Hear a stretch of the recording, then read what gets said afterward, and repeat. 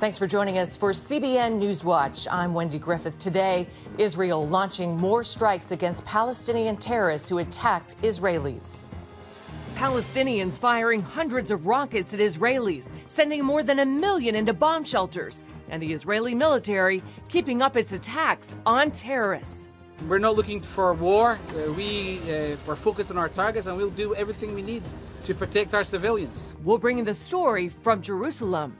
Record numbers of illegal immigrants flooding the southern border. We'll have a first-hand look at this developing crisis.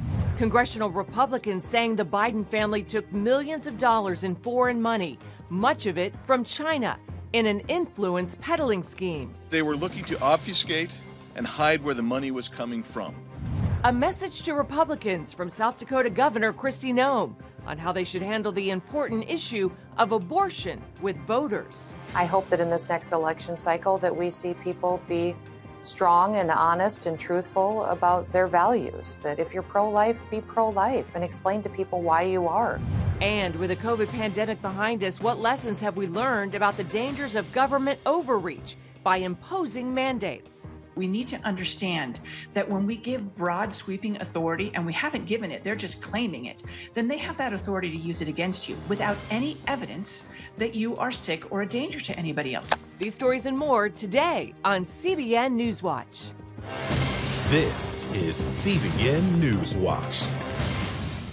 We begin in Israel, where the military's Operation Shield and Arrow, a mission to stop the terror group Palestinian Islamic Jihad, has entered its third day. As CBN News Middle East Bureau Chief Chris Mitchell reports from Jerusalem, while there's talk of a ceasefire, so far, the fighting continues. Within the past 24 hours, Palestinian terrorists have fired more than 500 missiles into southern Israel, targeting areas as far away as Tel Aviv. The rocket barrages have sent more than 1 million Israelis running into bomb shelters or lying on a street or sidewalk for protection from any explosion or flying shrapnel. This IDF video shows Israel's Iron Dome anti-missile system intercepting many of the rockets fired by Islamic Jihad, and the IDF says with more than a 90% success rate. However, some rockets have landed and caused damage, like this scene in Ashkelon. More than 30 Israelis have been treated for rocket-related injuries. This video also shows how a number of Palestinian rockets have misfired and landed within Gaza, killing several Palestinians, including a 10-year-old. Since the beginning of Operation Shield and Arrow, more than 100 rocket launches have fallen inside the Gaza Strip. More than 30 Palestinians have died in the fighting, most of them Islamic Jihad terrorists. While Israel has been accused of indiscriminately targeting civilians, this video shows an airstrike being aborted after identifying children nearby. We're not looking for war. We're focused on our targets, and we'll do everything we need to protect our civilians. Israeli Prime Minister Benjamin Netanyahu warned it may be a long campaign. My instruction is that we're ready for the possibility of an expanded campaign and harsh strikes taking place now and in the future. Overall, I think we have the upper hand, but it's clear you're on the line, and I appreciate your support and resilience. U.S. Ambassador to Israel Tom Nides tweeted, "The U.S. is concerned about the continuing rocket launches today. We stand by Israel's right to defend itself, working towards a de-escalation." Wendy? Chris, what's the likelihood of a ceasefire? Well, if you look at it historically, Wendy, it's usually these kind of things last maybe 5 days, 10 days, and then there'll be a ceasefire. Right now, Egypt is trying to mediate that ceasefire, but there's a number of factors that may complicate things, and perhaps the biggest one is whether or not Hamas, which is the largest terror group inside Gaza, gets involved. Now, if they do, that could escalate the situation dramatically. Also, Islamic Jihad does have some demands that they're making on Israel. Whether or not they're going to be met by Israel remains to be seen, or whether or not Israel will really even take those demands seriously. But right now, it seems like there's going to be this give and take between both Islamic Jihad and Israel. Israel's trying to do what it can to suppress this rocket fire, and it's also the reason why many of these targeted strikes have hit rocket launchers and many of the Islamic leaders. Chris, do we know how many Islamic Jihad leaders have been killed, and how did this most recent round of fighting begin? Well, right now, Wendy, we know that at least 4 of the major leaders of Islamic Jihad have been killed. The latest one, the last one, was the commander of the rocket launchers inside the Gaza Strip. It all started about a little over a week ago when an Islamic leader here in Israel, he died after a hunger strike, even though he refused medical help. And then Islamic Jihad fired more than 100 rockets into Israel. When that happened, Israel made a strategic decision. They waited several days, but then they targeted 3 of the top leaders in Gaza, literally at the same time during the night. And that led to the recent fighting right now. So that's when Islamic Jihad began firing now more than 500 rockets into Israel, and then Israel's been trying to do what it can to target many of those rocket launches and many of those leaders. Chris, how much is Iran involved in groups like Palestinian Islamic Jihad? Well, when you look at the bigger picture, Wendy, Iran is the major player behind all of this. Palestinian Islamic Jihad is a direct proxy of Iran. They provide the funding. They provide the training. And Islamic Jihad, as well as Hamas and Hezbollah, is also part of Iran's overall goal to destroy Israel. And what they're trying to do, they have a strategy to eliminate and destroy Israel. That's what they say very clearly. And they want to surround Israel with these proxy groups. That would be Hezbollah in South Lebanon and Lebanon itself. It would be Syrian militias inside Syria. It would be Hamas, Islamic Jihad in the Gaza Strip. And all the way down to Yemen, it would include the Houthis. And its major goal is to get a nuclear weapon so they can destroy Israel. So this Islamic Jihad is all part of Iran's major goal. And you have to look at the bigger picture and realize that what's happening right now is just part of an overall goal and strategy by Iran to destroy the Jewish people and the Jewish state. Wow. Chris, what's it like for many of the Israelis in the rocket range? I can only imagine. And do you guys feel safe there in Jerusalem? Well, we feel fairly safe here in Jerusalem. They haven't fired rockets this far yet. They have gone almost as far as Tel Aviv, but it's terrifying. We've been in some of these, rocket launches in under rocket range. You don't know where they're going to hit. You have about 15 seconds when you're very close to the border to get a bomb shelter. You saw some of the video in our report. People scurrying to get to a bomb shelter. And so it's very terrifying. And let me just answer the question. What's the difference between those inside Gaza and inside Israel? Well, Islamic Jihad is firing indiscriminately into Israel to target civilians, while Israel is hitting specific terrorist targets. They're trying to eliminate or minimize any civilian casualties. And Wendy, I'll just add this. Right now, you know that there's millions of Christians around the world for 21 days from May 7th to May 28th, fasting and praying for Israel. It's such a time to be praying for the protection of Israel and the protection of all the peoples here in the region. But this Isaiah 62 fast is really a timely moment when Christians around the world can be standing in the gap for the Jewish people. Absolutely. Chris Mitchell, our Middle East Bureau Chief, reporting from Jerusalem. Our prayers are with you and the team there and with all of Israel. God bless you. All right, well, here at home, Title 42 expires at midnight tonight. That's the policy which lets the U.S. quickly expel migrants under COVID restrictions. The Biden administration has released a new rule imposing harsher penalties on those who enter the U.S. illegally. But with Title 42 ending, huge streams of migrants have flooded the border, with more than 10,000 caught on both Monday and Tuesday, even more than expected. CBN contributing correspondent Chuck Holton brings us a look at this developing crisis. So this is like the neighborhood of Venezuelan guys hanging out here downtown El Paso, right across from the church.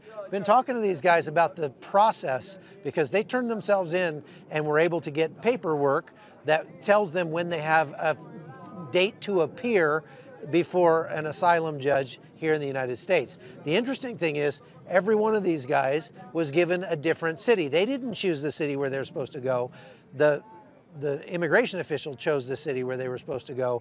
And so we have guys going to Chicago, we have guys going to Denver, we have guys going to Florida, we have guys going to New York, we have guys going all over the place, and they're given a bus ticket. So they're waiting here for their bus ticket in order to be transported to all these places across the United States where they will eventually have their asylum hearing, and they'll be able to decide whether or not they get to stay in the United States. I can tell you from speaking with them, none of these guys qualify for asylum. The reason for that is because they have already been in the United States and have been deported several times.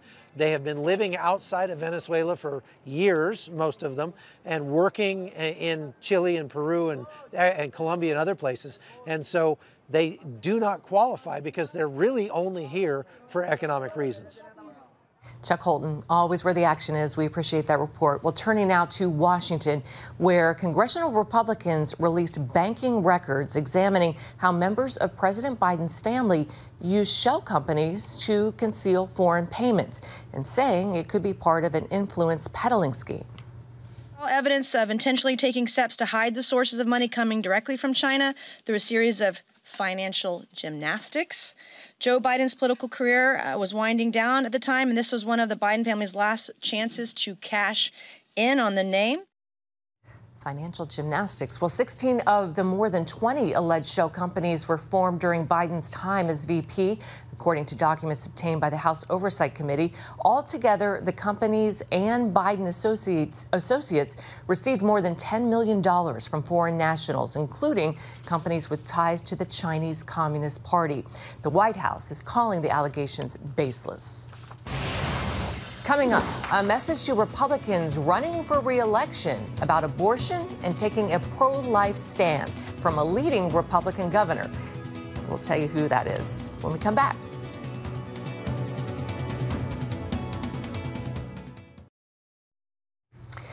We're going to take a look at politics and the key issue of abortion now. South Dakota Governor Kristi Noem tells CBN News that Republicans need to do a better job of communicating a strong pro-life message to voters if they hope to succeed in future elections. CBN Chief Political Analyst David Brody spoke to Noem recently about why she sees this as a top priority.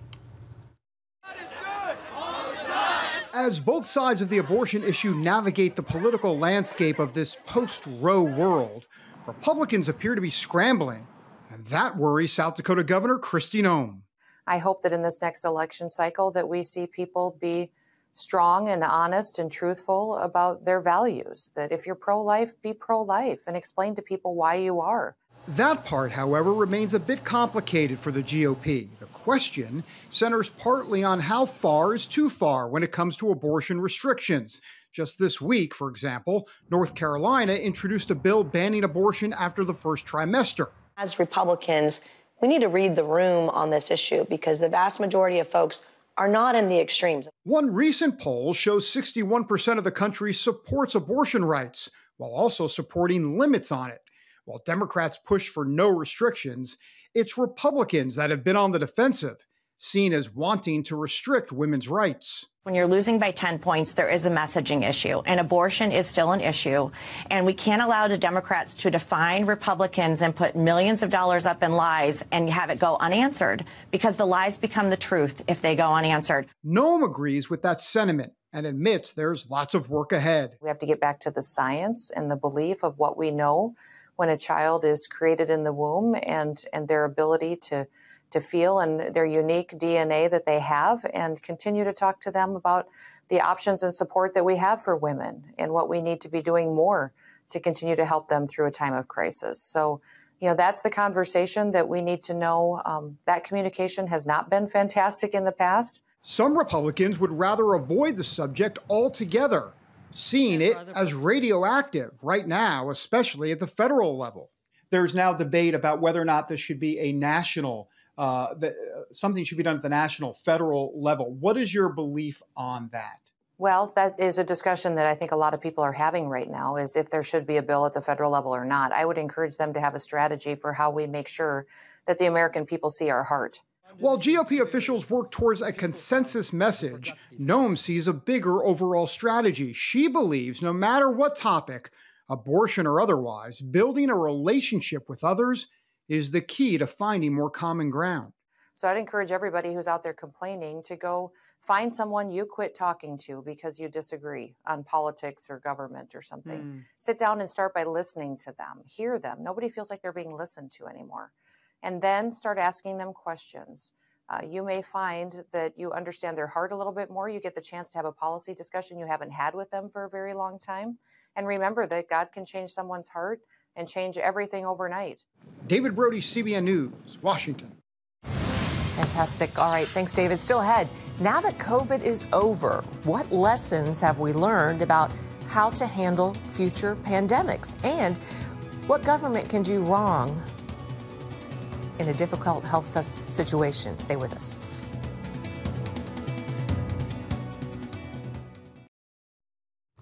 Well, now that the COVID pandemic emergency is officially over, what lessons have we learned from the 3-year experience? On this week's episode of The Global Lane, the head of the Health Freedom Defense Fund says one big insight is how the government can quickly exceed its authority by imposing mandates on healthy Americans. There's something called the Public Health Services Act, and the Public Health Services Act grants certain authority to CDC in the event of an emergency. But the CDC doesn't have the power or authority to intervene in our individual lives. It's only allowed under what's called Section 42, Title 264. It's only allowed to investigate, inspect, exterminate, fumigate. You know, you can see all these things. Pests, articles, animals that are being brought into the country or transported over state lines, which might then infect human beings. Nowhere does this authority allow CDC to dictate how individual Americans lead their lives, let alone to dictate that tens of millions of Americans who travel every day for work or pleasure have to wear a mask when there's zero evidence that they're sick. And so we filed this lawsuit because we felt that there was a clear overstepping of CDC's lawful authority, and the court agreed with us. Well, a lot of Americans felt that there was a lot of government overreach in this pandemic. So what have we learned about masking? What does the scientific evidence say? What's really disgraceful is that the CDC knew in May of 2020 that masks do not stop the transmission or spread of flu, of respiratory infections like flu. It knew that. It published its own study in May of 2020, looking at 14 randomized controlled trials, which are the gold standard in scientific scientific analysis. And yet it proceeded with its mandates. It's insane. And then in the most recent months and the last couple of years, there's been a mountain of evidence, most recently the Cochrane Organization's review of over 70 randomized controlled trials finding that no, masks do not work. But it's worse than that. It's not only that they fail to work, they actually cause harm. This is so important. It is incumbent upon anyone seeking to control you or dictate your behavior to prove that whatever they're trying to do, 1, works, but 2, won't have any deleterious impact on you. And masks actually very quickly show rapid increases in blood levels of CO2, which reduces your oxygenation levels. And we know how dangerous that is. And that causes a cascade of harm across the human body. Well, what have we learned about vaccine mandates and the military? I know the Pentagon's argument has always been we must protect the troops and the sailors because they're together in confined spaces. We need them ready for combat, especially our deployed Navy fleets. What about that? Well, I don't think any ethical society or free society mandates any kind of a medical intervention. They authorize products that prove to be dangerous. We know this from Vioxx. We know this from thalidomide. We know this from so many things over the decades. And we also know this from the COVID shots. The COVID shots were never studied to determine whether or not they actually stopped transmission or infection. That's been admitted at the World Health Organization and elsewhere. And we knew as early as July 27th of 2021, the CDC admitted this, that the shots do not stop transmission or infection. Therefore, there simply is no public health justification for these products or for mandates. They shouted down, they smeared and decried anyone like myself who spoke out, who tried to argue that we need more time, we need to look at the science. They called us conspiracy theorists and misinformation spreaders. They were horrific. They literally did everything they could to silence those of us who were trying to bring a little reason to the conversation. So I don't think we can argue that this was just an oversight. It was something a little bit more nefarious in my view. Well, I mean, whatever happened to free speech? You put the information out there, let people decide, then make their own choices. Well, in the event of another virus, and we pray that doesn't happen, Though we don't have one as deadly as COVID, but if there is another pandemic, are you saying the government should not act to contain the virus and protect the people, or how should it act? What should be done? Well, listen, let's be very clear. COVID was nowhere as deadly as they originally purported. Nowhere as deadly for the vast majority of people. It was only a serious issue for the very elderly or people with serious comorbidities, okay? So they exaggerated that from the very, very beginning. And we knew that from the Princess Cruise Lines, where there was predominantly an elderly population, and they had about a 1% fatality rate. I would say, we need to look at what history has shown us. Public health issues, for the most part, are reserved, or public health powers are reserved for the states. So the states can determine whether or not there's something in their locality that needs to be addressed. We have to err on the side of caution, lest we have this kind of situation happen again. Okay, Leslie Manookian, president of the Health Freedom Defense Fund. Thank you, Leslie, for being with us. Thank you so much for having me. Also tonight on the Global Lane, the global agenda of billionaire George Soros and a biblical argument for reparations and making amends for slavery. You can watch Global Lane on the CBN News Channel tonight at 8:30 Eastern. You can also watch on the CBN News app or on YouTube. Coming up, church attendance is dropping, but Americans are still praying. We'll tell you what the latest survey on prayer in America found when we come back. Stay with us. We end today with a very interesting story from the world of religion.